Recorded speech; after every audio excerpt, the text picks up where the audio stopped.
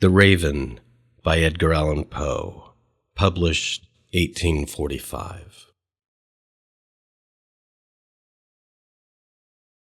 Once upon a midnight dreary, while I pondered, weak and weary, over many a quaint and curious volume of forgotten lore, while I nodded, nearly napping, suddenly there came a tapping, as of someone gently rapping at my chamber door. "'Tis some visitor," I muttered, tapping at my chamber door. Only this, and nothing more. Ah, distinctly I remember it was in the bleak December, and each separate dying ember wrought its ghost upon the floor. Eagerly I wished the morrow, vainly I had sought to borrow from my books surcease of sorrow, sorrow for the lost Lenore, for the rare and radiant maiden whom the angels name Lenore, nameless here forevermore. And the silken, sad, and certain rustling of each purple curtain thrilled me, filled me with fantastic terrors never felt before, so that now, to still the beating of my heart, I stood repeating, "'Tis some visitor entreating entrance at my chamber door, some late visitor entreating entrance at my chamber door. This is it and nothing more." Presently my soul grew stronger, hesitating then no longer. "Sir," I said, "or madam, truly your forgiveness I implore. But the fact is I was napping, and so gently you came rapping, and so faintly you came tapping at my chamber door, that I scarce was sure I heard you. But here I opened wide the door, darkness there, and nothing more." Deep into that darkness peering, long I stood there wondering, fearing, doubting, dreaming dreams no mortal ever dared to dream before. But the silence was unbroken, and the stillness gave no token, and the only word there spoken was the whispered word, "Lenore." This I whispered, and an echo murmured back the word, "Lenore." Merely this and nothing more. Back into the chamber turning, all my soul within me burning, soon again I heard a tapping somewhat louder than before. "Surely," said I, "surely that is something at my window lattice. Let me see, then, what thereat is, and this mystery explore. Let my heart be still a moment, and this mystery explore. 'Tis the wind, and nothing more." Open here I flung the shutter, when, with many a flirt and flutter, in there stepped a stately raven of the saintly days of yore.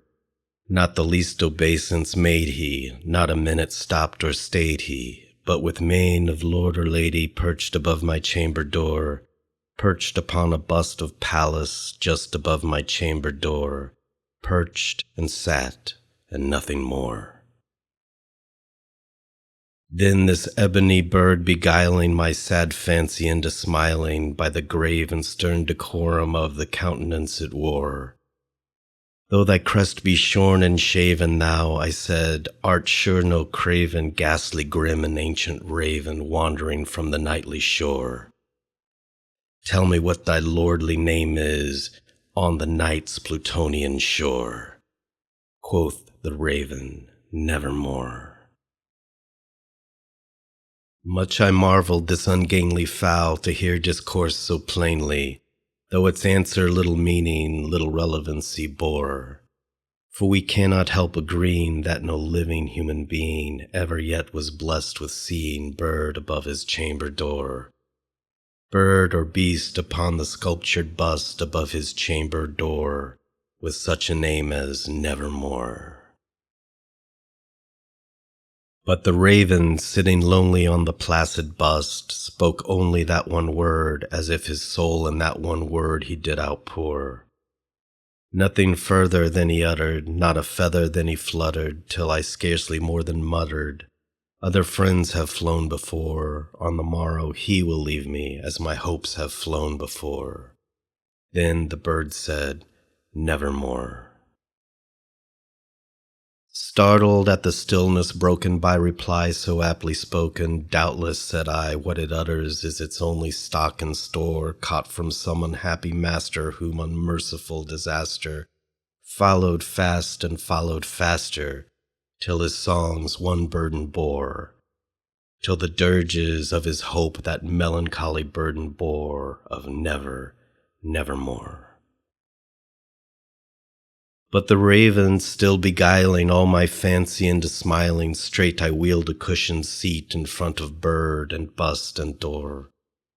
Then upon the velvet sinking, I betook myself to linking fancy unto fancy, thinking what this ominous bird of yore, what this grim, ungainly, ghastly, gaunt, and ominous bird of yore meant in croaking, nevermore. This I sat engaging and guessing, but no syllable expressing to the fowl whose fiery eyes now burned into my bosom's core. This and more I sat divining, with my head at ease reclining on the cushion's velvet lining that the lamplight gloated o'er, but whose velvet violet lining with the lamplight gloating o'er she shall press, nevermore. Then methought the air grew denser, perfumed from an unseen censer, swung by seraphim whose footfalls tinkled on the tufted floor. Wretch, I cried, thy God hath lent thee, by these angels he hath sent thee respite and nepenthe from the memories of Lenore. Quaff, O quaff this kind nepenthe, and forget this lost Lenore. Quoth the raven, nevermore. Prophet, said I, thing of evil, prophet still if bird or devil, whether tempter sent or whether tempest tossed thee here ashore, desolate yet all undaunted, on this desert land enchanted, on this home by horror haunted, tell me truly, I implore, is there balm in Gilead? Tell me, I implore. Quoth the raven, nevermore. Prophet, said I, thing of evil, prophet still if bird or devil, by that heaven that bends above us, by that God we both adore, tell this soul with sorrow laden if within the distant Aidenn it shall clasp a sainted maiden whom the angels name Lenore, clasp a rare and radiant maiden whom the angels name Lenore. Quoth the raven, nevermore. Be that word our sign of parting, bird or fiend, I shrieked upstarting. Get thee back into the tempest and the night's Plutonian shore. Leave no black plume as a token of that lie thy soul hath spoken. Leave thy loneliness unbroken. Quit the bust above my door.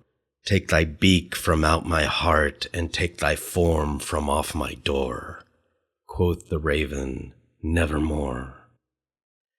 And the raven, never flitting, still is sitting on the pallid bust of Pallas just above my chamber door. And his eyes have all the seeming of a demon's that is dreaming, and the lamplight o'er him streaming throws his shadow on the floor. And my soul from out that shadow that lies floating on the floor shall be lifted, nevermore.